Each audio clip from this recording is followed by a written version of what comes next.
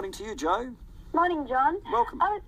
Thank you. I was just ringing up about flexible work, and I just wanted to highlight how important outside hours school care is for being able to, instead of having to be at the school at 8:45 and back at 3:30, just having that bigger window between 7:30 and 6, so that you can figure out pickups and drop-offs. And I know we've actually spoken a couple of times about overcrowding at North Melbourne Primary School, and Yes. one of the things that's happened recently is that they've capped their outside hours school care program to 165 places. Is there more demand than that?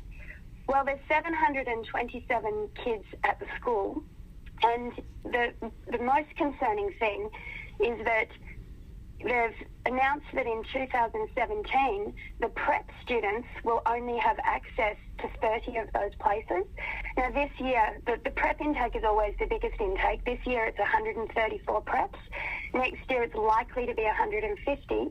And in general, the preps are the biggest users of after-school care because older kids, grade 5s, grade 6s, can often walk home or get home themselves on public transport.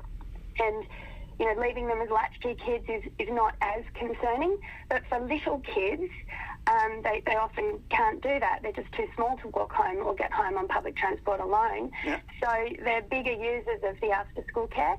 And I think I'm really quite upset that the school's taken this decision, but it certainly highlights a gap in the government responsibility because, we all know that we have the right to go to our zoned government school, but outside hours school care, it's not a requirement of any sort of regulation that the government provide outside hours school care. And indeed, choosing a school often comes down to what sort of after or before and similar programs, what other programs are available as part of the whole school package. I understand exactly, Jo.